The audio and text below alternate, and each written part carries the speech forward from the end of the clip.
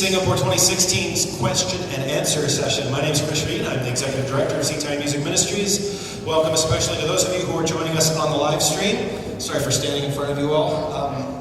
Just kind of the way it works. So we've been spending today, these guys just got back from Singapore late last night, maybe even this morning. What time did you actually get back to Melbourne?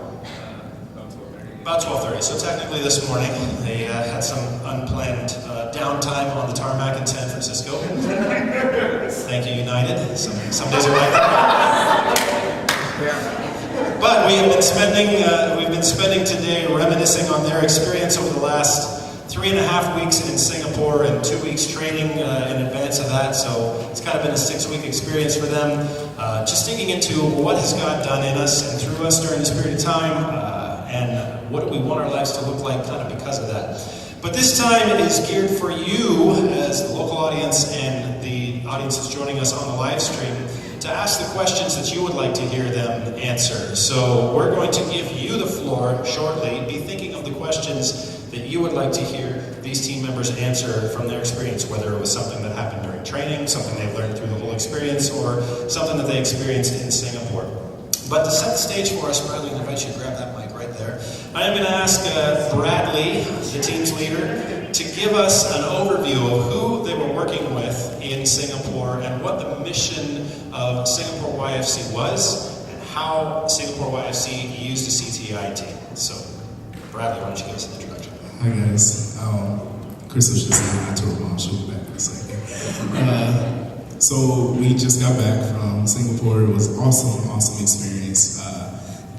Our partners there, they are just so intentional. I don't think I've met anybody that's an entire staff that's so on fire for Christ.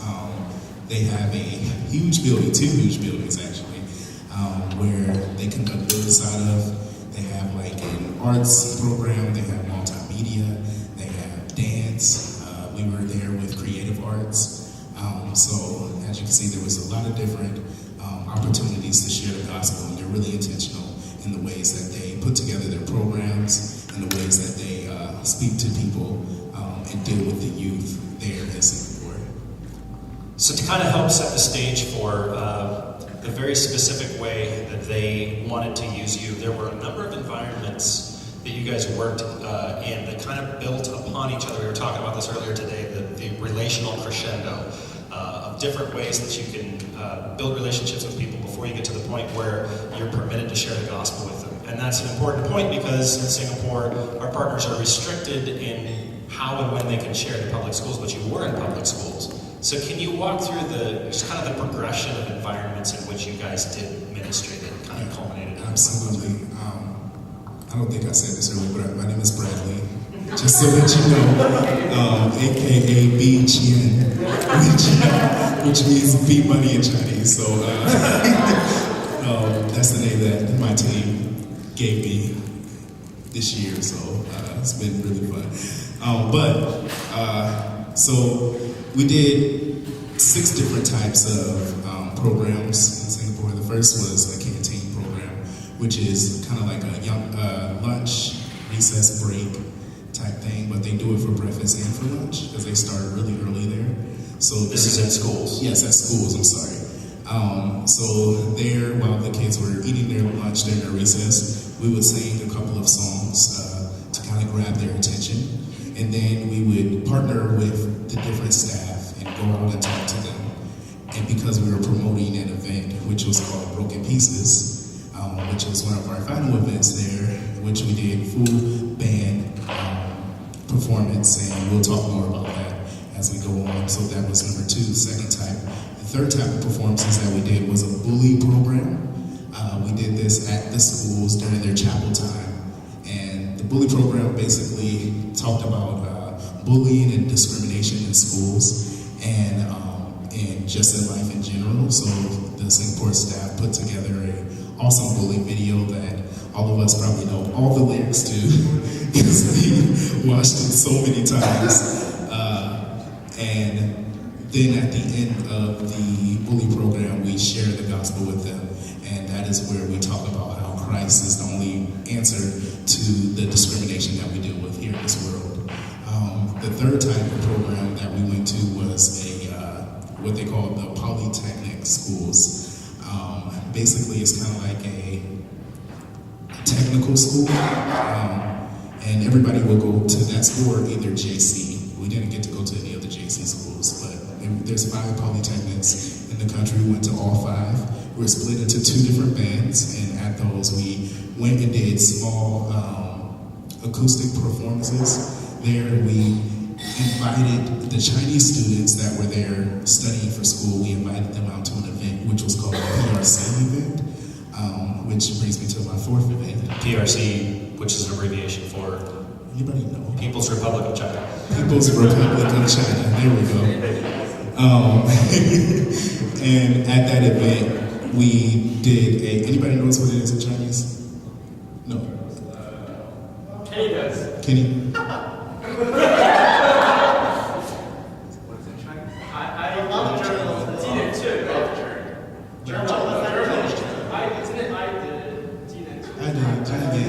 Something. You know, you can tell all of us whatever you want and we will believe you. All right, it was called I done Yin too.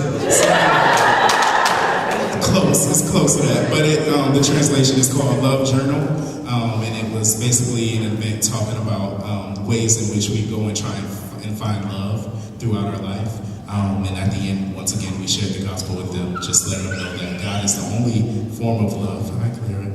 And that is the only thing that we should be looking towards and for. And then the 5th event, what am I missing? Life groups. We led small life groups where we did kind of a 30-minute program where we did songs, and then we did a sharing out of Ephesians and Matthew.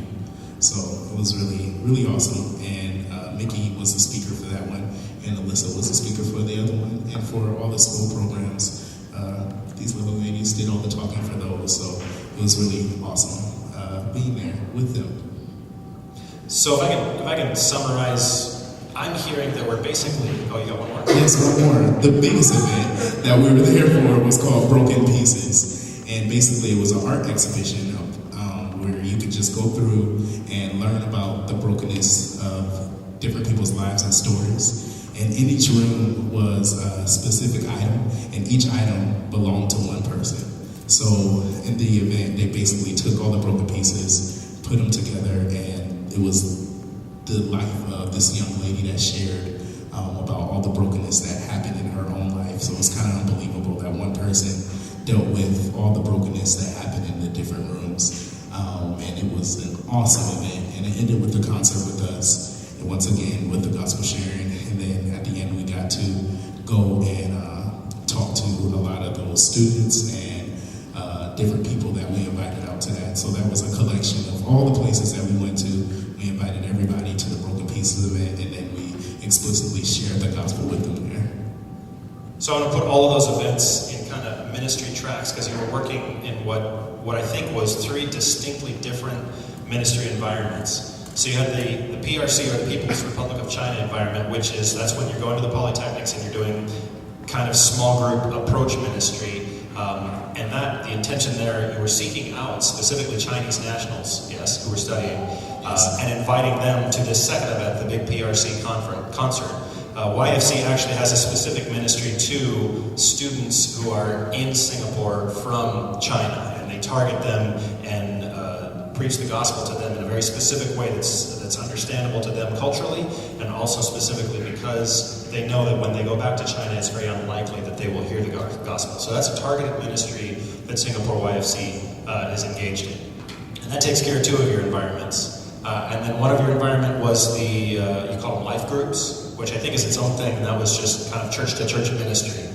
And then the other 3 environments, the canteen, the school program, and the Broken Pieces exhibition, those all kind of built on each other, where the canteen, you're just kind of casually making relationships there. During the school program, you can't share the gospel during the school program, or you said you did during the bullying. We could, because we were at what they call mission schools, so we were able to share briefly there. And then through all this, inviting people to the Broken Pieces exhibition, where in a sense the gloves were off and you could say whatever you wanted to because you weren't on school grounds. Absolutely. Cool. Well, that's kind of just sets the stage for what their partnership looked like and what they were doing. So I want to, hopefully you've thought of some things that you'd like to hear. I want to open it up to you guys and to the live stream if there are any questions. And we'll start with the live stream. Paul. Olivia Tan clarified the name of the Chinese thing you were training. I'm not going to pronounce it, but you can. We'll look for that later. Yeah. No, Olivia. Hi, Olivia. So Olivia is Sorry, did you have anything else? Nope. Okay. Is there a question? We are so far away from you. This is a very odd setup for us. We should set the chairs like. I guess we wanted to keep the mosh pit open. Did you guys do any moshing in Singapore? No moshing. No moshing.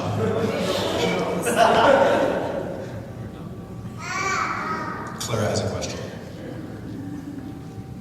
What was your favorite venue to play at? Okay, so this is Lena, incoming full-timer and returning full-timer. She asks, what was your favorite venue to play at and why? Is that correct? And if you'd like to answer, I'd like you to stand. I'd like you to give your name and what you did on the team, and then you can answer the question. So my name is Timmy. I play guitar for the team and tambourine for the song. You can see that later. So I think my favorite venue to go to was the school called PLMGS. I forgot what the PL stands for, but Piolambar. MGS Methodist Girls' School. So it was an all-girls school, and they had a really nice auditorium where we could play at. And so we got to do two programs there for 2 different classes. And aside from just that, what I really liked about that venue was that I got to share with one of the students there who was struggling with bullying in her life. And so before that, we didn't really have a chance to talk with a lot of the students just because we had a really fast-paced schedule. But at this event, we were able to, me, Chris, and Crystal were able to talk to the student, and she was able to encourage us, and we were able to encourage her through our prayers for her. And it was the first time that we ever got to have a one-to-one interaction with a student there. So yeah, I really enjoyed that.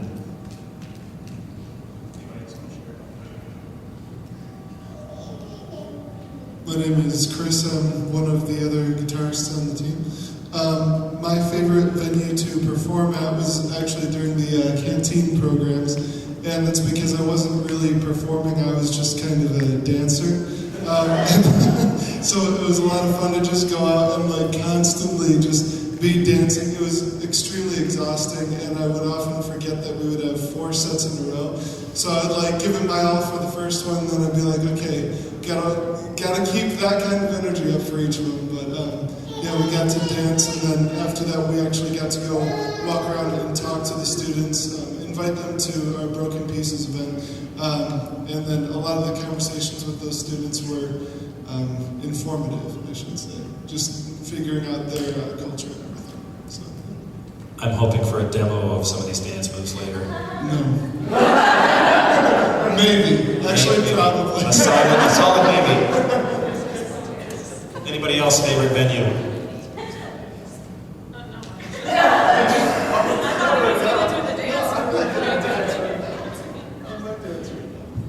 Okay, another question from the audience.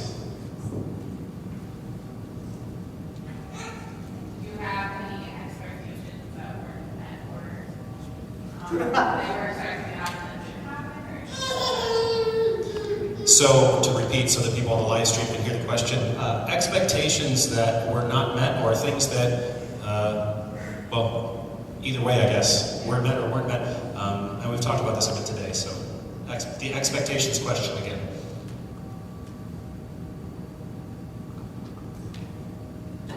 Hi, Dr. Marwaco. Hey, my name is Alyssa, and I'm the co-leader on this team, and I play bass. So I would say for me, I think.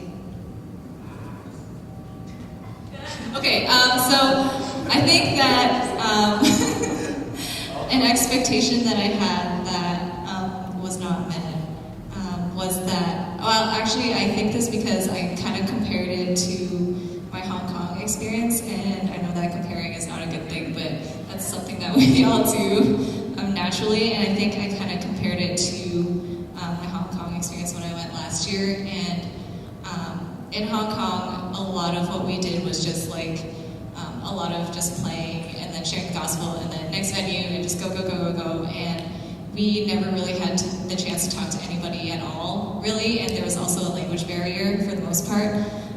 And so a lot of it, I just never really, we as a team, we never really got to talk to anybody that much. I think, so I think my expectation was that, okay, I probably won't get to talk to that many people anyway. But I did hear that we were going to be doing smaller group things, so I thought that, okay, maybe we'll talk to a few people, but I wasn't really expecting to get to know people on like a really deep level. But I think when I got there, I realized that Singaporeans, though they might be quiet and reserved, I think relationships are very important to them. It was also really good too because all of them can speak English. So there was not the same kind of cultural or language barrier that we had in Hong Kong. But I found that a lot of conversations that I did have with those students were really meaningful, and though they may have been short, like for example, talking to students at the canteen programs, though it's short and you're telling them about another event that we're going to be playing at or whatever, even from those small interactions and maybe some longer conversations, you can still build a relationship and get to know people that way, and I wasn't expecting any of that. And because we were able to talk to a lot of the students in those smaller settings, when we did get to speak to them later on at like another concert like Broken Pieces, that relationship was already there, and it was easier for us to be able to share the gospel more openly with them and for them to be more receptive because of the relationship we had already built with them. And that, I think, was something that was an expectation that was unmet, but the expectation that I wouldn't get to talk to anyone. But it was a good one because of all the people that we did get to meet. And if you talk to anybody on this stage, I'm pretty sure that we can all tell you about a time where we were able to have a really good conversation with someone, and that was something that did not happen last time, so I'd like to.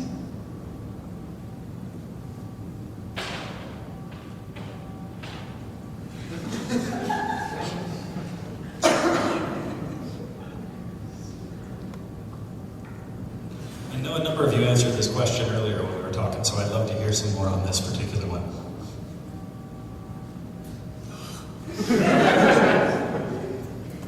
Hi, my name is Kenny. I am the keyboardist for this team. Expectation was unmet. Or met. Oh, it could be met. I'm going to talk about unmet then.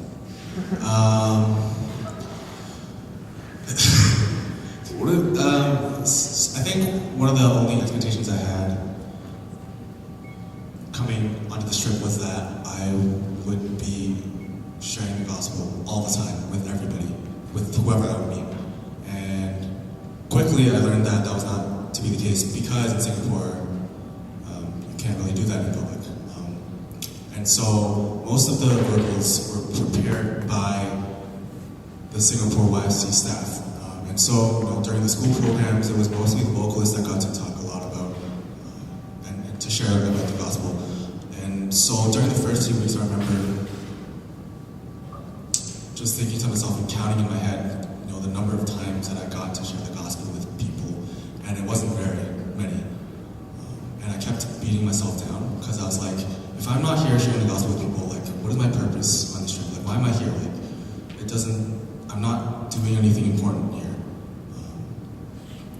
And I had to realize and find out for myself that we are there in Singapore not to just to share the gospel with people, but to serve the Lord, to serve the YFC staff that's there, and to be musicians second as CTI drills in our heads. And so there are lots of opportunities to share the gospel all the time, every single day, maybe. But when there aren't opportunities to share the gospel, then you shouldn't be beating yourself down for it, because there are other ways that you can be faithful to the Lord, that you can serve YFC staff, that you can serve other people. And it can be little things like being encouraging to the people that are showing verbals, giving all you have on stage, dancing on stage, playing to the best of your abilities. Those little things also count. And I had to learn to be content in the fact that even though I wasn't the one sharing the gospel, as long as we as a team were creating and facilitating an environment where the gospel could be shared, then that should be sufficient.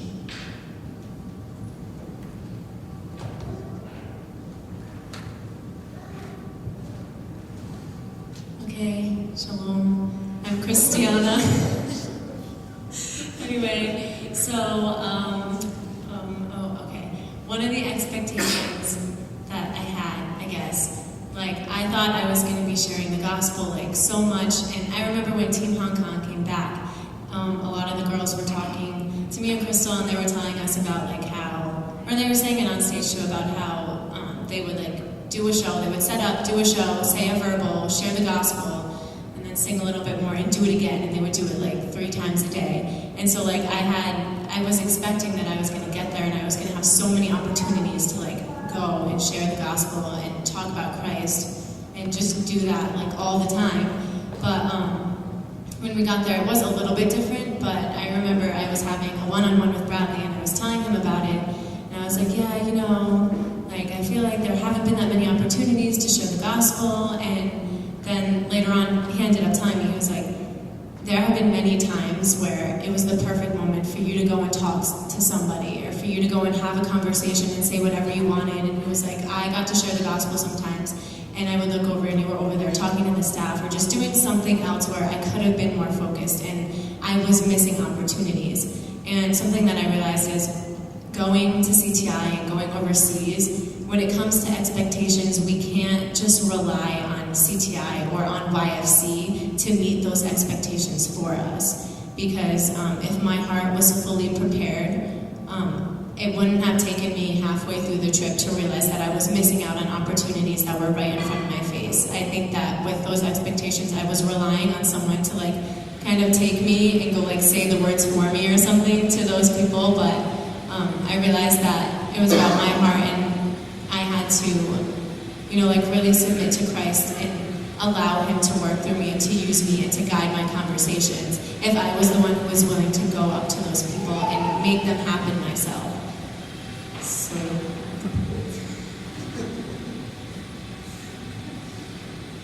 Thanks for being vulnerable, Chair. Anybody else on the expectations question?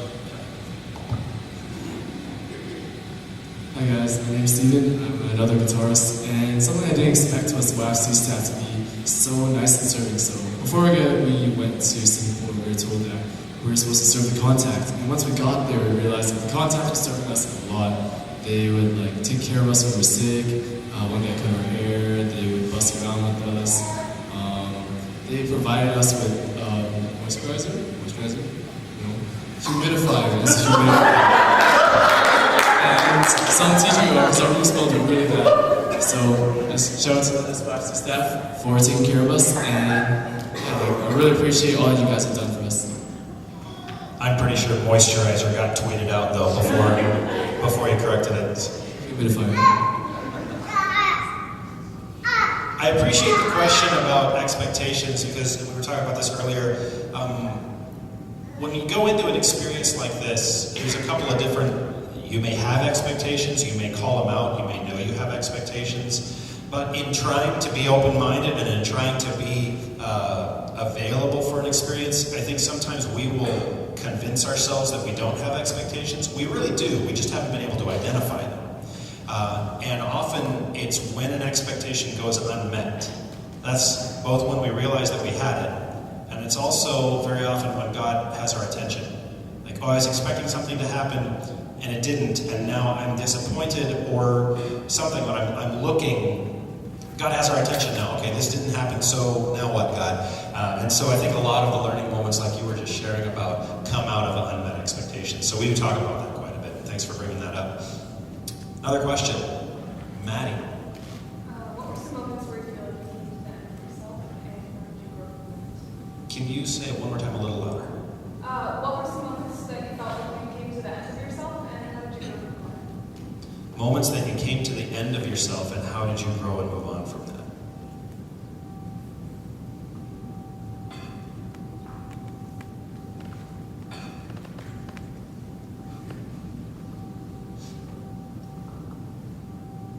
They were not asked to do anything that they were not personally capable of doing, apparently.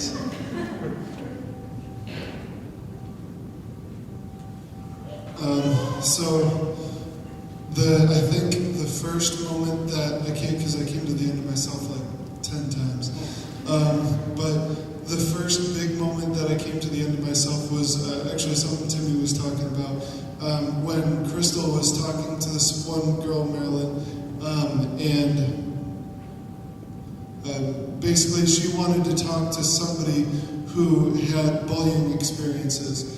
But Crystal hadn't had that, so she came over to Timmy and me, and we were two that explicitly stated that we had experiences being bullied in the past. And we got to talk to her, and she told us her whole story. She held nothing back.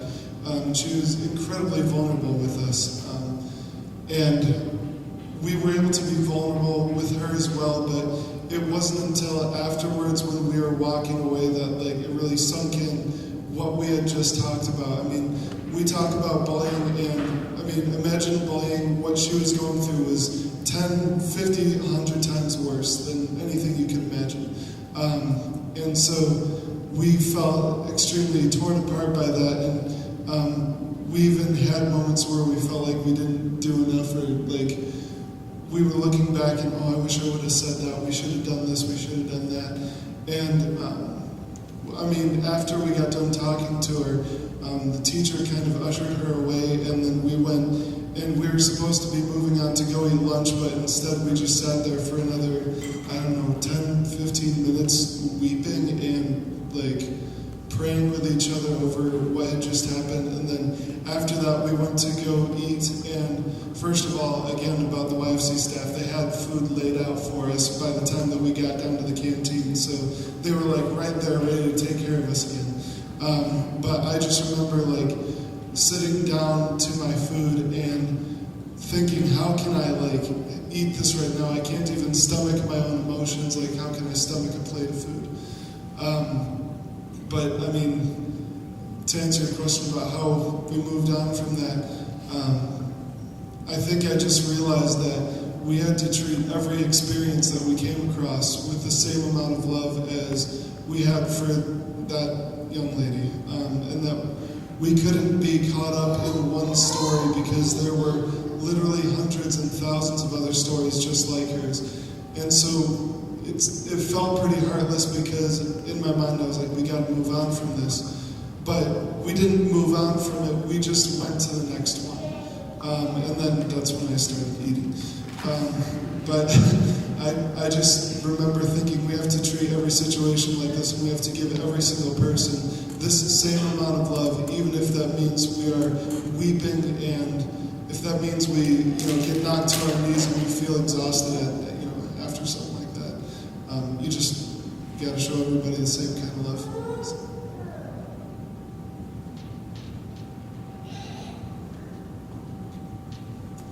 Hi, I'm Crystal, and I'm just going to add on to what Chris said. Before going to that program, we had many programs before that where we got to, do our worship or set and everything like that.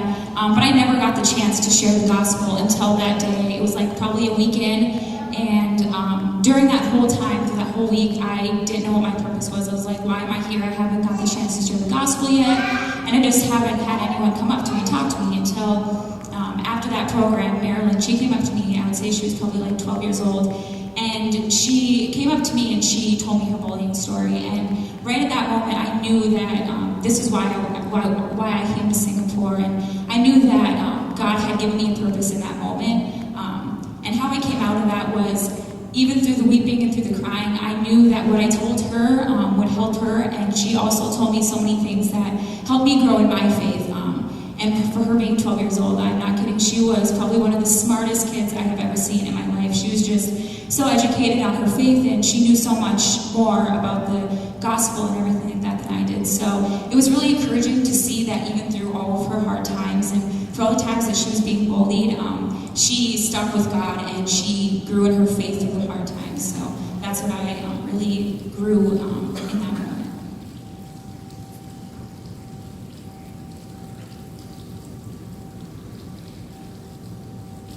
So about our second week into our programs, we went to this one school 3 different times. And this was what we were told beforehand as the punk school. And so it was an all-boys school. And I remember the first day we were there, I was just not in it. Like, we were waking up at 6 a.m., getting home at 10, sleeping at 12:30 or 1. And so I didn't have the energy, I didn't have the patience to deal with those kids. One of them touched Steven's guitar, and we were like, what the heck, right? Like, don't do that. So then, a lot of these little things were really getting to me. And then, like, one of the worst parts was that, like, during the bullying videos, for most of the students that we talked to about it, they were very quiet, and like, they kept their hands to themselves, all that stuff. But this particular group, or this particular school of students, they would just keep talking throughout the videos. They would talk during Crystal and Christiana's verbals, and during some of like the most emotional moments in the bully video, some people would be laughing at it. And I was just thinking to myself, like, how can we share a gospel to these people? Like, what's the point? They're not even getting it. And I just remembered that a day or so afterwards, one of the staff told us that some of the students opened up to the pastor about at that school about some of their bullying experiences and how they were struggling with it. And so in that, I was very encouraged that even though I wasn't in the right place and I didn't feel like our message was getting through to these kids, God was still working in them and through them. And God was working through us to get the message to them as well, despite not being able to visibly see that happen. And so I was very encouraged by that. I'll talk since I have the mic. So the time that I was near the end of myself, I think was the question. This is twofold. So first time was before we left. The day on the way to the airport was our last day with our full-time team. And those of you that don't know, I just ended with doing a full year with CTI. And then I was transitioning into a leadership team with Team Singapore. And on the way to the airport, I was like, how am I going to do this without my support system that I've had this entire year? Like, who's going to make me laugh in the moments when I need to laugh, or who's going to be praying for me, and who's going to be, ask me how I'm doing. And those are all things that I received from my full-time team. So I was like, this is going to be horrible. And I was definitely at the end of myself before the trip even started. But very quickly, God replaced those things that I was looking for in my teammates here, which I'm entirely grateful for. So thanks, guys. But also, I had to understand that God was the only thing that I needed in those moments. That He's my comforter. He's the one that will make me laugh when I'm sad. He's the one that can heal my aching heart or make me feel like I'm not alone, because you're never alone because God's with you. So I had to remind myself of those things, and in those moments, God definitely reminded me of that through my teammates. And the other time was one of the days before we left. We got to explicitly go share the gospel at the polytechnic schools, which I talked about earlier today. And at those, we were literally like going around to people and asking them like random questions that got their mind going. And then we asked them like what they thought about being like selfish, and if they knew anybody who was like selfless. And they were like, no, maybe my mom or maybe my grandma, like they were thinking of different people in their life that have impacted them. And then we were like, well, what about this guy that was, he lived to be 33 and he, died for a whole bunch of people and, so we kind of like set him up, actually. And then we asked them what they thought about this guy and gave all these things that Christ did when he was here on earth. And then we asked them what they thought about it. And most of them were like, wow, he sounds amazing. Like, who is this person?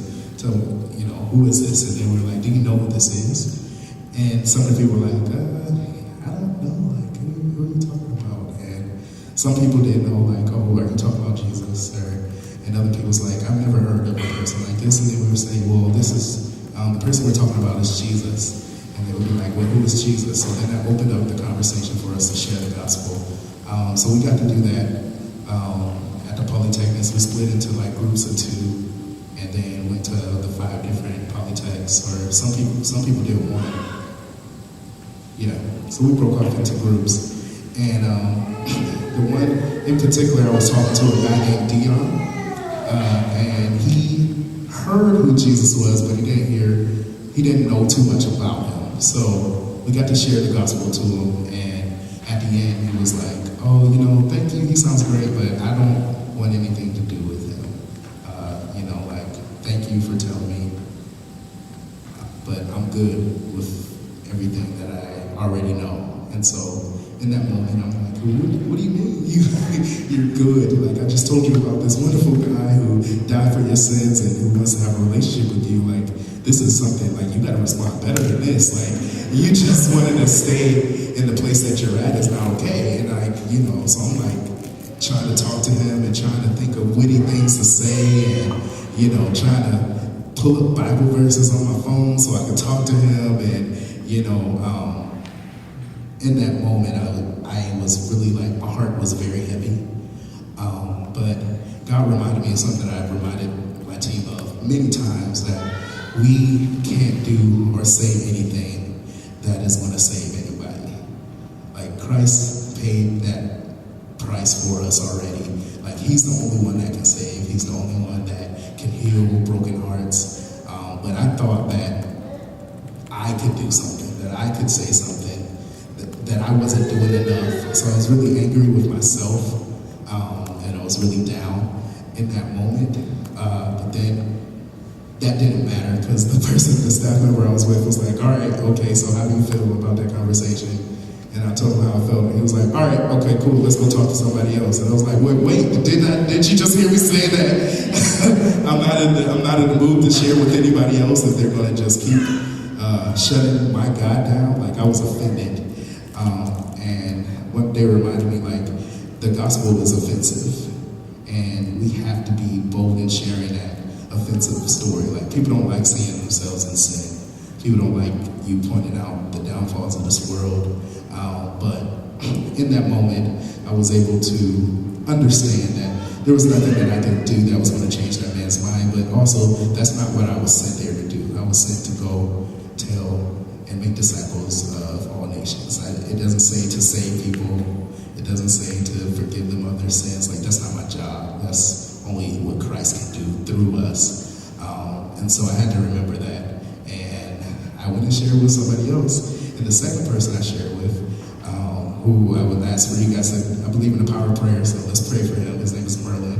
But he's heard the gospel for the first time, and he's actually signed up to meet up with one of the staff members and possibly join a life group to learn more about Christ. So it was like, in that moment, it was like, oh, I didn't want to share, but what if I stayed in that place that I was in and was not able to share to this new person? Then they would still never know the gospel. So, yeah. One thing we talk about in training is that in gospel sharing ministry, it's very tempting to judge our success by outcomes or by reactions or by what people say to us. But our encouragement to each other is the only thing that we can judge our successfulness by is, were we faithful to the opportunity that was given to us? And that was kind of a testament to that. Thanks for sharing that, Bradley. Thanks for the question. Other questions? Okay, all right. Actually, let's go to Gretchen. Did you have your hand up? Yep.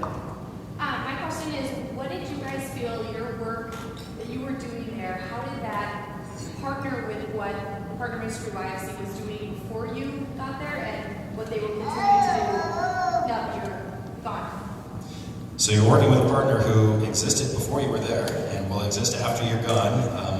And Gretchen's question was, how did what you were doing kind of advance what they were doing before you got there and that they will continue to do after you have left? So how did you fit into their long-term ministry strategy? Is that what you're asking?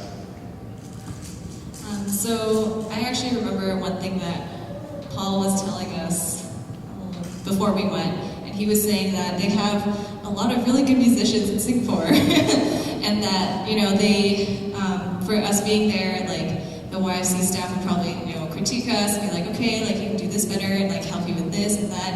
And then I remember Paul saying, and just, like, the thought in our head, well, okay, so why are we going? Like, they have totally capable musicians, and they can do this ministry by themselves. Like, what is CTI going to be doing when they're there?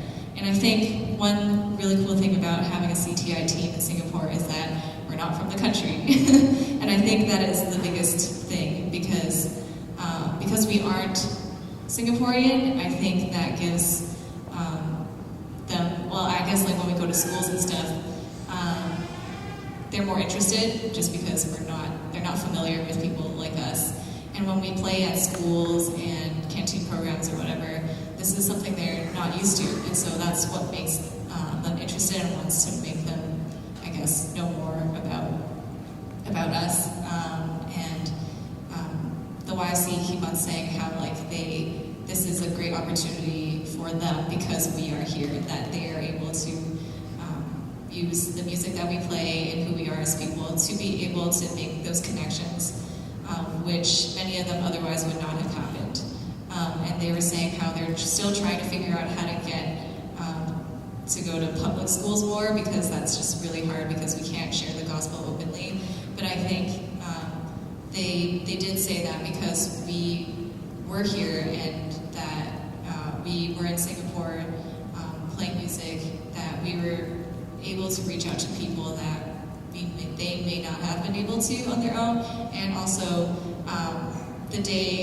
one of the final days we were there, they did a brief overview of like all the places we went to and like people's responses and things like that. And they encouraged us, saying that because of what we were able to do there, they can follow up with all the people that came to some of those events. And some people, after coming to see our Broken Pieces concert or stuff like that, said they wanted to join life groups or they wanted to know more about church, things like that. And I think even though we're gone, they are still able to follow up with those people that we met and we were able to make connections to, and so that they can continue that relationship with SYFC.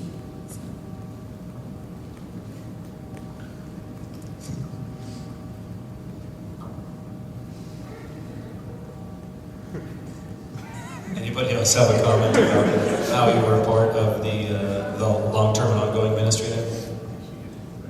All right, great. Paul, looked like you had something from the stream. Yeah, Sam Yun wants to know if there's an aspect of the gospel that became more real to you or that you understood on a deeper level. Is there an aspect of the gospel that became real to you or you understood on a deeper level throughout this trip?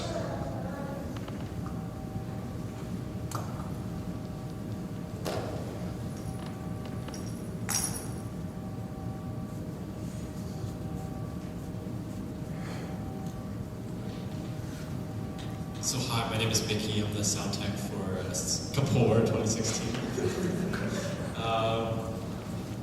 One thing that I really learned during this trip is that just how much I needed to hear the gospel in my life every day. I remember when I came to CTI Timor, we did devotions every morning, and I was in the mindset of I'm going to finish this devotion, have my own personal time, and then do my own readings. None of which included the gospel. It was just, what can I learn from this passage? What can I learn? While we were in Singapore, one of the things that happened to, I think most of us, is we all started getting sick about a week and a half into it. some of us had coughs, just basically like some of the food that we had or some of the change in temperature and the change in environment was just not good for us. And so we just started feeling super unwell. And one of the things that really helped me push forward on those days is that we have this thing that is the gospel that runs true in all of our lives. And why we need to hear it is because what actually CTI actually told us this year is their theme is it's 5:6 is that we know every good thing in Christ through sharing the gospel to others. And this really helped me keep going and even though I was feeling sick, super tired, I was having like headaches every day.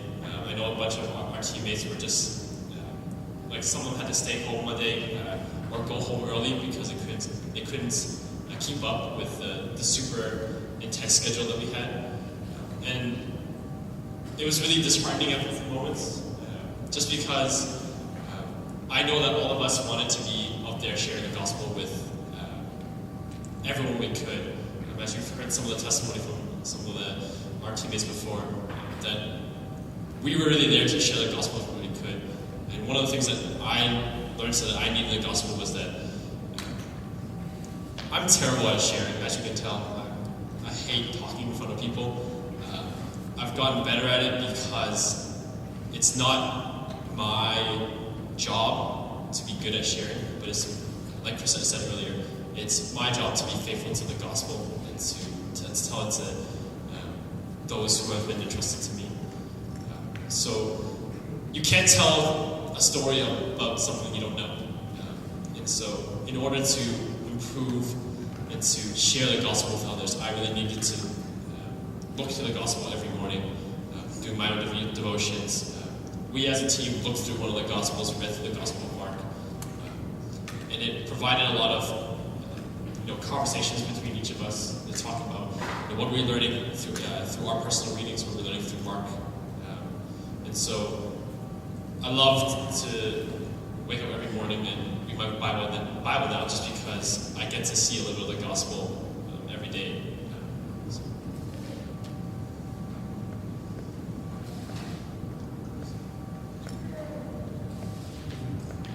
First of all, I love you, Sam. Second of all, sorry I had to do that. So one of the things that there was a gentleman that joined us via Skype at one of the SYFC staff meetings, and something that he talked about in his, it's not a lecture, but in like his Bible study or his devotion that he did with us, is that people look for miracles and they look for signs from God. They look for these extraordinary events from God.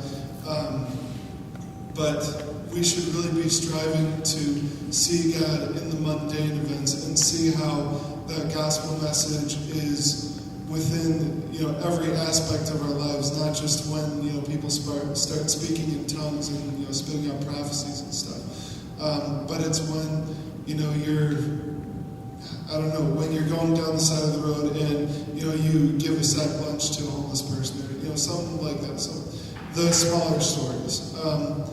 And so one of the things that I had to do at the Broken Pieces event was talk about how there was a series of a few years of my life that were really difficult for me.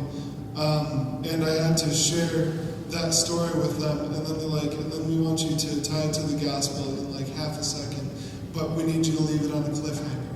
And I'm like, well, I mean, how do you leave the gospel on a cliffhanger, for one? And number two, like, how do I share my story without sharing the redemption part of it? And finally, they're like, okay, you can add the redemption part, but don't make it too long. But anyways, I basically, all that to say, what I learned was that the gospel doesn't just tie into these extraordinary things that happen every once in a blue moon. The gospel message is needed every single day of our lives. It's needed in every story that we live, in every moment that we live.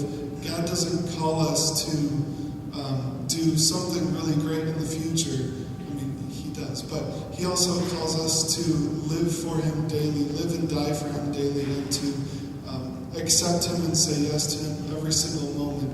And it's all of those little moments that culminate into the big future, whatever it is. So, yeah.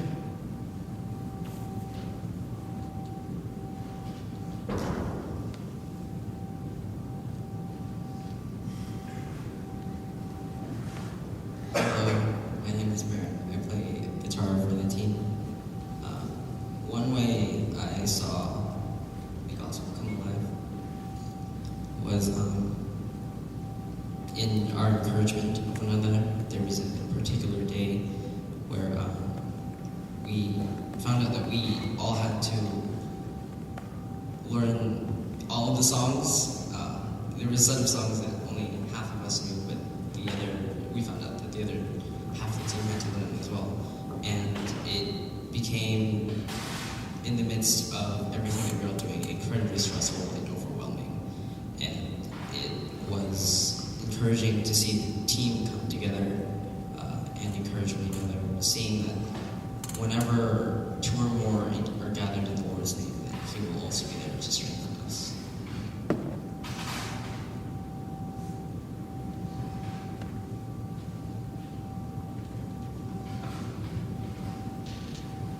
So I guess something for me is that before coming on CTI, I thought I knew a lot about the gospel, but coming to CTI, I realized that I really don't know a lot or didn't know a lot about the gospel.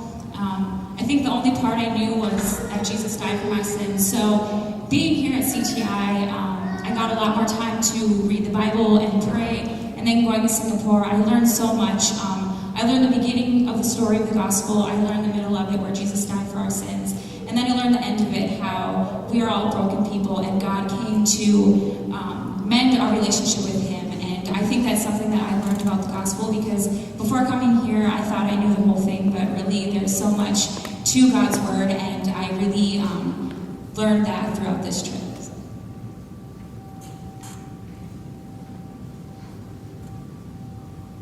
Thanks for the question, Sam. I know there were a couple of other hands down here that I didn't get to earlier.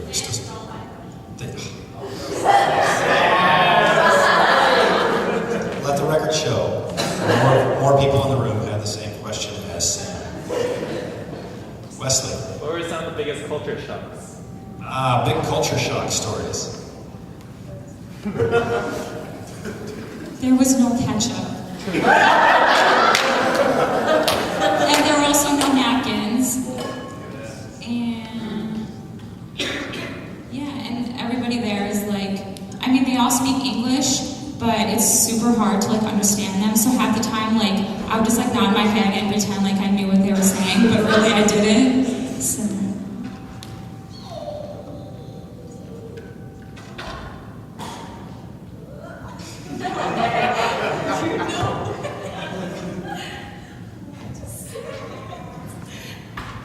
Apparently there's some culture shock happening right now. Act cute though. That's what they know.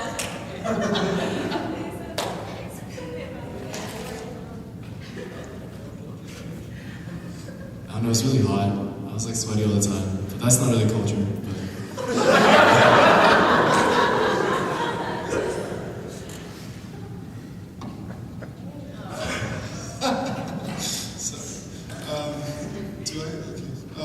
So one of the things I realized was that, like, last time I came to CTI, I went to Honduras, and all the children are like super rambunctious there, and so are, I mean, everyone else for that matter. But so what we realized was that, like, there would be times where we were sitting backstage in these auditoriums, and we'd be waiting for the students to file in for chapel and stuff. And so we're sitting there, and it's, you know, it's relatively quiet, you know, we're just kind of hanging out, talking backstage. And then the intro video would start, and we're like, did anyone actually walk into the room? Because we didn't hear anybody. And sure enough, we poke our heads out the curtain, and there's like an auditorium just packed full with students. And so they are very quiet, and they are very, reserved. Reserved is a good word. Very obedient to the rules. And so then we had to go out there and we got on stage and we're like, come clap with us. And they were like, are we allowed to do that?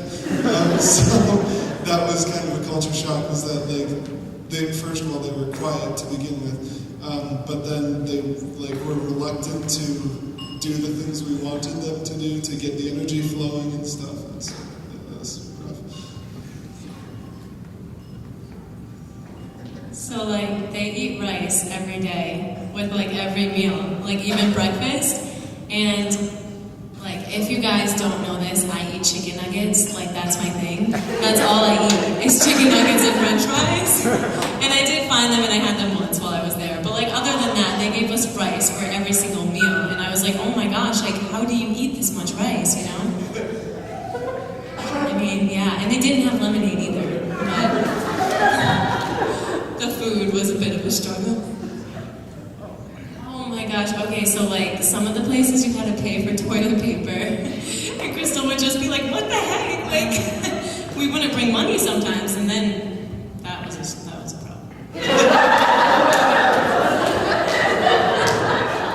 The toilet paper tip. Make sure you grab your toilet paper before you go into the stall. Alright? Yeah, before you go in, it's a bad day. 2 words, 4 syllables, squatty potty. It's amazing. It's seriously one of the best things ever.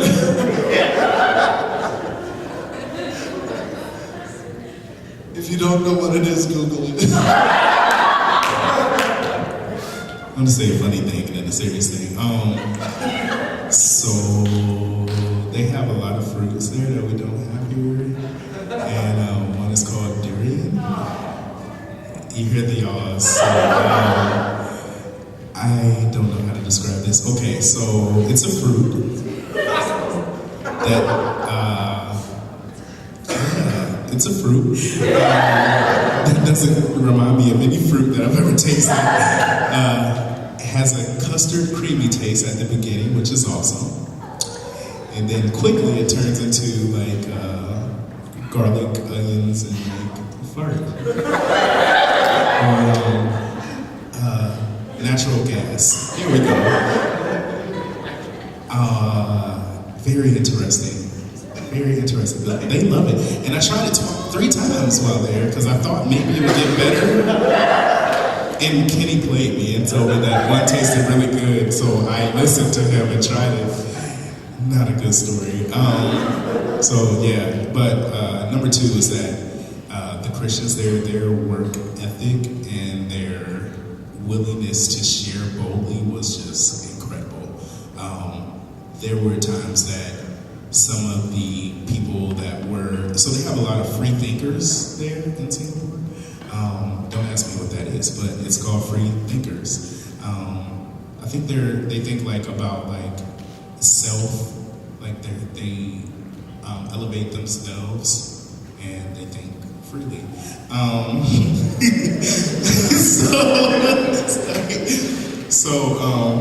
The free thinkers, so oftentimes when we'd be sharing the gospel with them, they'd be like, well, no, that's not true. This, and this happened. But the staff at Singapore YC were like, you're wrong. It's this, and this. And they were not afraid to tell you if you were wrong.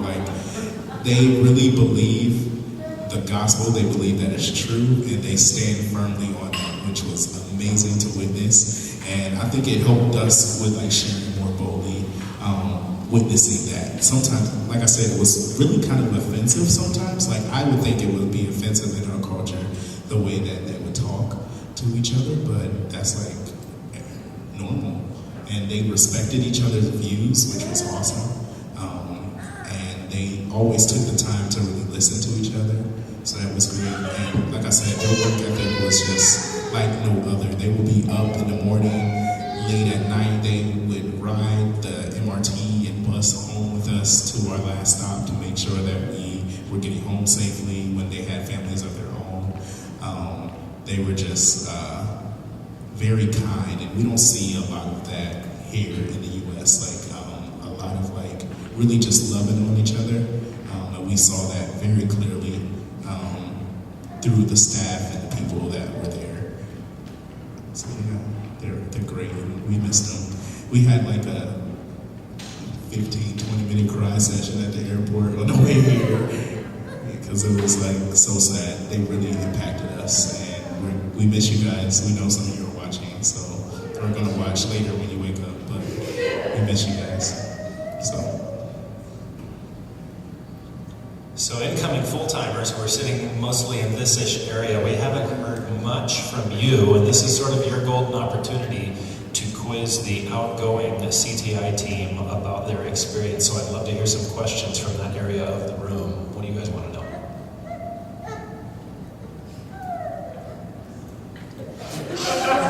Matthew, you can't. I see you can't go for it.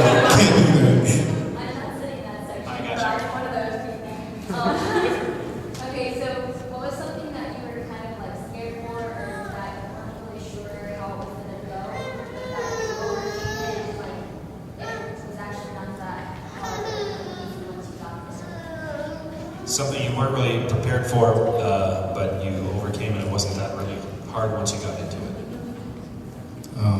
Set up and tear down. I feel like we didn't have that many opportunities to do it in training, so we kind of had like general, like we set up twice before we left. Yeah. So I was like really praying, like, oh God, like, are we gonna be able to do this in a timely manner and be able to tear down in a timely manner? But like we got it down packed, like we can tear down in like 10 minutes, flat, packed up, ready to go. And the Singapore staff there, they had so much knowledge on our equipment that they sometimes, before we even come into the building, like we would have to be at shows at 6 in the morning, and they would know that, and they would get there at like 5:30 and set up the skeleton of our stage before we even got there. So they were just really intentional in helping us with that. But we all were like assigned jobs, and we all know what we have to do and get set up and tear down done very quickly.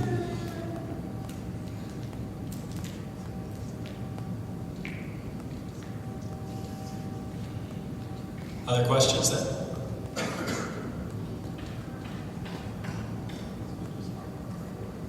Yeah. What was the most challenging part of your overseas experience? Most challenging part of your overseas experience?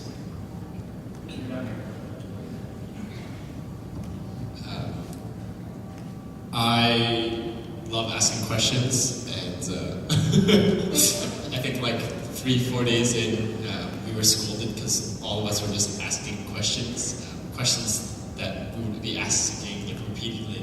Like I'd ask a question and then like later, like 5 minutes later, someone would ask the same question. And then, so the hardest thing for me was just like stop asking questions and just go and enjoy the time that you're there. And, learn to follow without having to ask more questions. What's the question? No. Oh, hardest thing. So for me, like I shared with.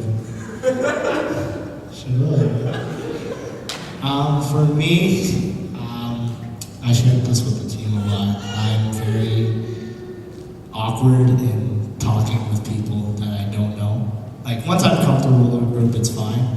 But like approaching a complete stranger is very uncomfortable for me. And this entire trip, we were approaching like strangers, from the canteen programs to the polytech stuff that we did with the PRCs and everything. And so, it's just, for me, this experience really helped me to just be a little more comfortable to just talk with people. It's still something that I struggle with, but it's certainly something that I think has improved a lot on this trip. And just to be more bold about the gospel and sharing that with a complete stranger as well. And I really wanted to answer your question again, but I forgot it. I'm sorry. So what was your question again? Oh, yeah, something that was hard. There was a lot of stuff that the YFC did. So like we got there and then they gave us phones to do Instagram and Snapchat, and like right off the bat, I was like, how do you share the gospel with Snapchat? You know? But like, yeah, it was just like a lot of things I questioned in terms of like the music as well. We were doing a lot of secular songs like Happy and Shake It Off. And we had No in our set list one time. At one time too. 7 Years. See You Again. So all these secular songs, and I was like, how do we share the gospel when none of these songs really talk about the gospel? But then over time, when we were working towards Broken Pieces, and they started giving out the verbals for Christiana, and Bradley, it really tied into like how intentional they were to reach out to the students. Like something that we emphasized a lot was that we can't just explicitly talk to the gospel. We can't explicitly tell someone about the gospel because it's illegal in Singapore. So they just used. It was amazing how intentional they were to use these songs to eventually guide it to the gospel. And it was really great.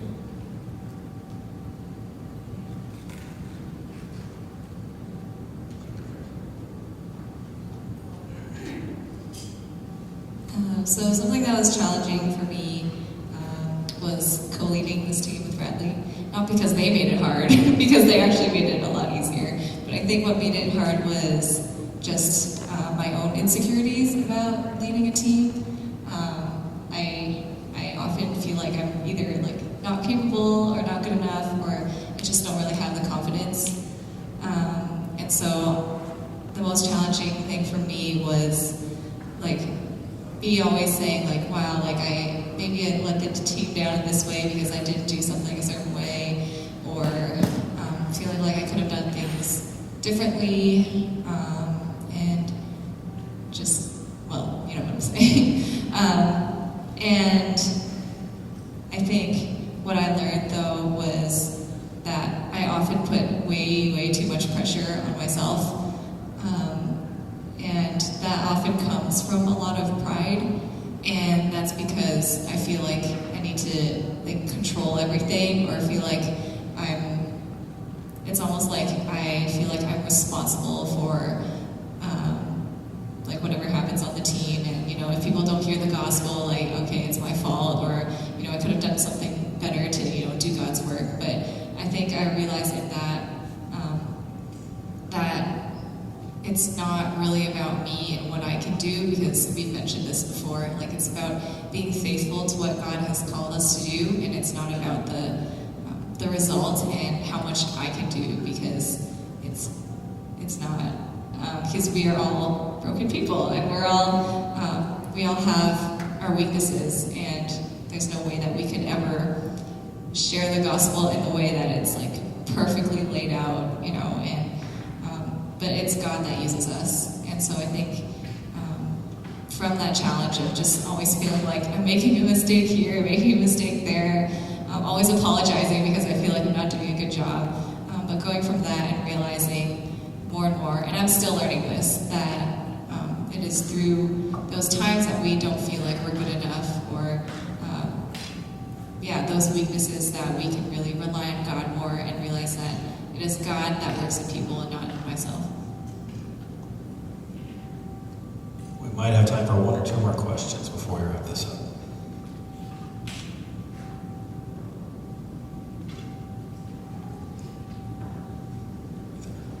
What's your biggest takeaway from the whole trip? Biggest takeaway from the whole trip, in a nutshell.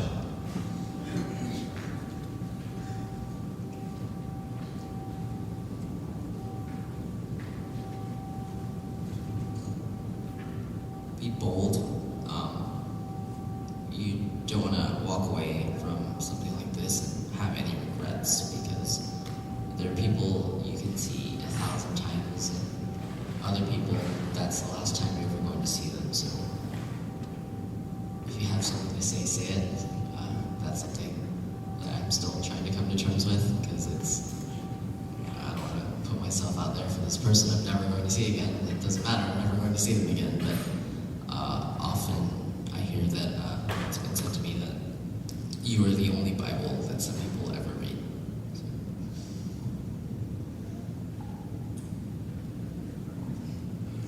I'll say two takeaways.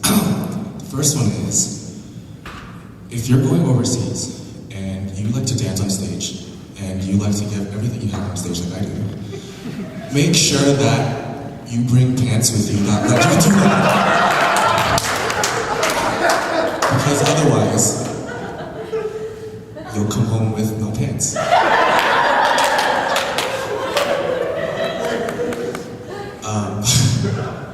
This was the only pair of pants that ripped in a place where it was still decent for me to wear them. Anyways, the second thing is,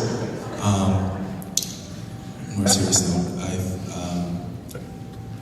sometimes you don't necessarily need to understand why things happen the way they do. I think when we keep asking why, it shows our doubt in God and His plans and His will. So I think it's a good reminder to just remember to be faithful to Him, and He'll reveal to us the answers in His own timing.